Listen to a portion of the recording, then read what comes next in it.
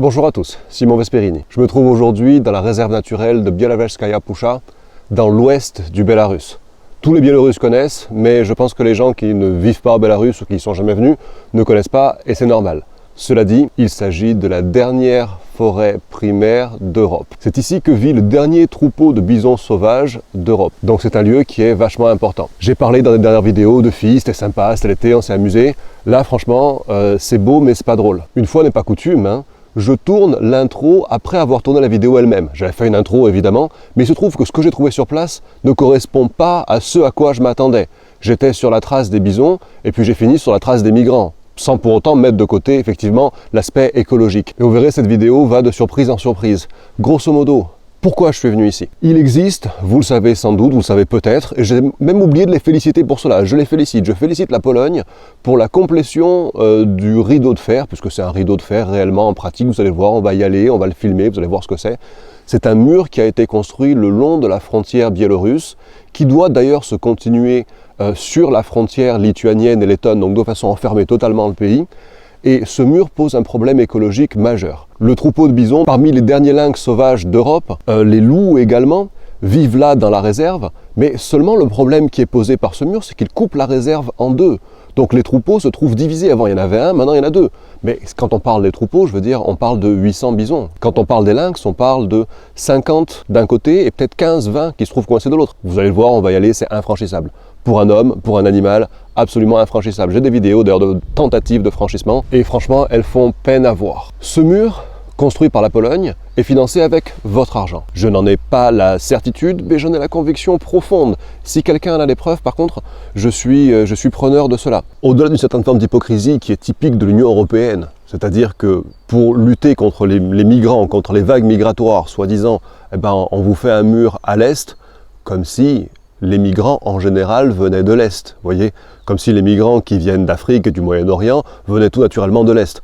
À vrai dire, on en bloque quelques milliers ici de manière symbolique et on en laisse rentrer, comme vous le savez, des millions par le sud. Mais ceci est un tout autre débat. Le débat aujourd'hui, c'est que cette Union européenne qui met des restrictions, qui fait de la publicité, qui fait un rabattage incroyable, même les mots me manquent là, pour l'écologie, pour la protection de l'environnement, eh bien en même temps, dans toujours ce deux poids deux mesures, se permet de mettre en péril la dernière forêt primaire d'Europe et les derniers troupeaux sauvages qui y vivent. Mais n'en parler ne suffit pas. Je pense qu'il fallait y aller, constater, savoir réellement de quoi on parle en pratique. Et vous allez le voir, vous en saurez autant que moi à la fin de cette vidéo. Bielavelskaya Pusha est classée au patrimoine mondial de l'UNESCO. Si j'ai fait cette vidéo, c'est de façon à ce que, pas seulement au Bélarus où les gens en ont conscience, mais en Europe, en France, les gens prennent conscience de la situation et que peut-être quelque chose puisse être fait pour que les dégâts écologiques soient évités, en tout cas amoindris, dans la mesure du possible. Ce que je vous demande, c'est de partager cette vidéo. Elle est faite pour ça. Elle est faite pour raise awareness. Il y a aussi des articles, des interviews qui ont été données pour des magazines français, pour des médias français, des médias belges, des médias biélorusses aussi, parce qu'on était sur place. Je vous demande votre aide. Partagez cette vidéo, faites prendre conscience du problème. J'ai la chance d'avoir pour moi, pour m'accompagner, mon ami Jérémy Mercier qui est venu d'Estonie exprès pour ça. Il est quelque part là-bas, perdu dans le champ, dans les bois. Et on va reprendre la vidéo du début. On va être accompagné de Dmitri Bernatsky, qui est membre de l'UNESCO, qui est un des plus éminents chercheurs sur les forêts en Biélorussie. Et on sera accompagné aussi des gardes-frontières parce qu'on doit aller dans une zone qui est évidemment absolument interdite d'accès, qui est cette zone buffer entre le Bélarus et la Pologne. Cet endroit où les migrants ont stationné, ont été envoyés, rejetés. Et vous verrez vraiment, moi ça m'a... on y va.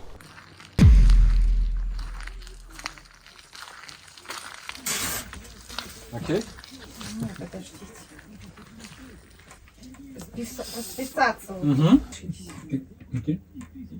Первый раз. То смотрите, я вам нарисую. Едете прямо. Во. Elle avait dit qu'on a 10 km, je sais pas si on a dépassé l'endroit. Ça c'est juste une flaque, c'est quoi ça? Mais non, c'est pas une flag. Ah, c'est quoi? C'est une... C'est blaireau, non? It's a raccoon. Là-bas, il y a encore un truc sur la route, regarde. Je crois que ça fuit aussi quand on s'approche. Ouais, il y a du bruit, on fait du bruit. Un truc sur la route. Il est là-bas, il est noir. Non, je sais pas ce que c'est. Si, ça, bien sûr. Putain, oui, c'est sûr, vivant. bien sûr que c'est vivant. Ça ressemble à un lynx. Ça fait des gros animaux, hein. Ouais, ok, mais c'est vraiment très grand en fait. Ma chambre d'hôtel là, c'est style un appart. Un appart un peu soviète. Salle du restaurant. Et ça, c'est l'emblème du lieu. Je sais pas si on arrive à entendre. Là, en fait, on s'est foutu dans la forêt à la nuit. Et ça fait vraiment Jurassic Park quand même. Il y a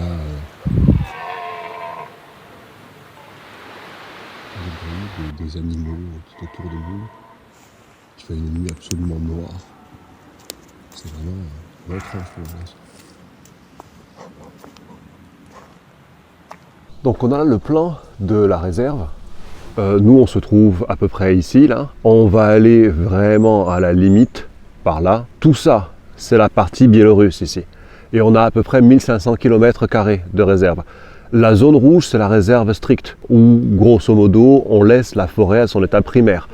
Les parties vertes et jaunes, il y a des interventions humaines, de régulation, de maintien, d'entretien de la forêt. Ce que l'on voit là, c'est la frontière entre le Bélarus et la Pologne. Et c'est l'endroit où le mur se trouve. Ce mur, il aurait coûté plus de 400 millions. Ça, c'est 400 millions d'impôts du contribuable. Pas mal. Pour détruire ça et ça. Le parc s'étend évidemment aussi du côté polonais, mais il est plus petit. On a 1500 km² du côté biélorusse, on a 500 km² du côté polonais. Néanmoins, comme on va le voir, la menace principale, elle est pour les loups et les lynx qui ne peuvent plus traverser. Il était visiblement prévu au niveau de la conception du mur d'avoir des zones de passage pour la vie sauvage. Le directeur de la réserve nous dit qu'il n'a pas vu de telles zones de passage et puis on va aller le vérifier par nous-mêmes. Donc on a avec nous un garde-frontière biélorusse qui nous accompagne de façon à nous permettre de rentrer dans la zone frontalière qui est forcément vachement contrôlée et on a besoin d'autorisation pour s'en approcher. Ce qu'on voit là, c'est l'ancienne barrière de la frontière en fait. Avant, la frontière était délimitée uniquement par les barbelés que j'ai là sous les yeux. Donc c'est sûr que pour la vie animale, c'était pas du tout compliqué pour eux de franchir. Il faut savoir que même à l'époque la plus tendue de la guerre froide à l'époque, donc à l'époque de l'URSS, ils avaient quand même une communication constante entre les responsables du parc, donc côté polonais, côté à l'époque soviétique. Mais ce n'est plus le cas aujourd'hui, depuis le Covid et depuis la situation politique la plus récente. C'est la première fois que vraiment ils ont totalement coupé le contact. Et évidemment, c'est gênant pour la gestion du parc. Lors de la crise migratoire de 2021, avant donc que la Pologne construise son mur de son côté, c'est là que passaient les migrants. Nous, là, on se trouve dans le No Man's Land, entre les deux frontières. Le côté biélorusse et le côté polonais là-bas. Et voilà donc notre fameux mur. C'est impressionnant. 5,50 m de hauteur, 1 mètre de profondeur. Il y a une prouesse technique aussi, parce que ce mur fait 126 km de long et il a été construit en 6 mois, grosso modo. Là d'ailleurs qui passe de l'autre côté, ce sont les gardes-frontières polonais. Moi là j'ai pas le droit de m'approcher du mur. Il y a un buffer de 2 mètres où j'ai pas le droit de franchir, où je risquerais de déclencher une alarme ou je sais pas trop quoi. Là pour un animal, que ce soit un bison, un lynx, un loup, n'importe quel animal, il est impossible de passer, même s'ils voulaient creuser dessous. Et on a là visiblement les militaires polonais qui nous filment aussi. S'ils nous filment, on les filme. L'ambiance n'est pas très amicale en ces lieux. Ce qui pose problème ici, c'est que quand on regarde les plans du mur en question, donc notre mur qui est là, effectivement, la partie polonaise qui l'a construite a prévu des ouvertures pour que les animaux passent. Le problème, c'est que les ouvertures, c'est ça. Ça, c'est une ouverture pour que les animaux passent. Alors, je sais pas, ils ont peut-être un numéro auquel ils doivent téléphoner, autant il y a un bouton sur lequel ils doivent appuyer. Non, je déconne, en fait. C'est absolument impossible qu'ils passent. Ils ont prévu d'avoir 50 ouvertures comme celle-ci, et elles y sont sans doute. Sauf que c'est pas des ouvertures. Oh, il y a un téléphone. Il y a un téléphone qui a été brûlé. Il y a un autre téléphone ici. Et on a encore ici des traces du passage des migrants. Ça n'a pas l'air vieux. Alors je digresse, puisqu'on n'était pas là pour ça à la base. Mais je vous en parle parce que je le vois et je l'apprends.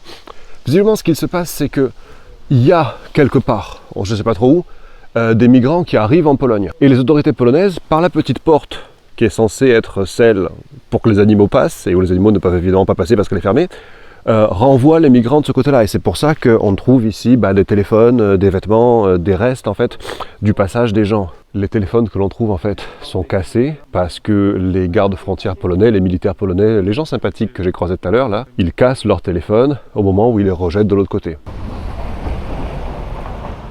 On a un certificat Covid du Sri Lanka.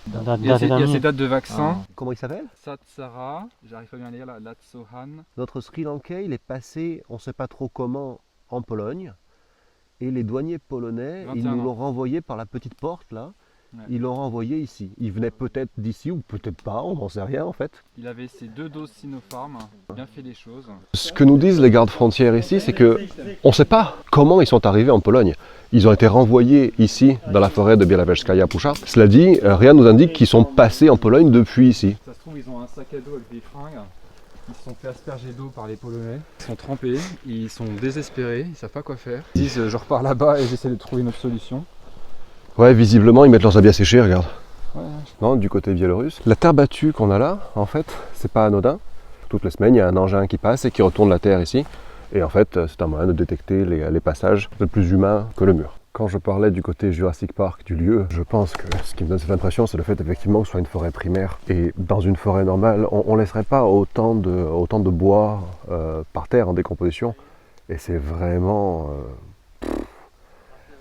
impressionnant de richesse, à quel point ça grouille de vie de partout. Ici, donc on est dans la partie vraiment protégée de la forêt. L'entrée est interdite uniquement avec des gardes du parc et par groupe maximum de 20 personnes. Donc les animaux, ils sont évidemment pas du tout habitués à croiser des gens, ni à les entendre. Et quand il y en a un qui arrive, il le capte de loin, je crois. Ça s'appelle Sphagnum. Et c'est impressionnant en fait, parce qu'on marche partout, tout le temps là-dessus. C'est vraiment le sol de la forêt, quoi. Il est comme ça partout. Ce que le directeur du parc qui nous accompagne très gentiment nous expliquait, c'est que la présence de bois mort comme ça, elle était hyper importante pour la flore mais aussi pour la faune, puisque les rennes viennent ici parce qu'ils trouvent en fait plus de diversité, plus de choses à manger, mais qu'en même temps c'était un piège, parce que quand ils viennent ici, comme c'est très dur d'avancer, moi-même là je suis embourbé, j'arrive plus, ils ont moins de facilité à s'échapper et en fait ils sont des proies plus faciles pour les loups.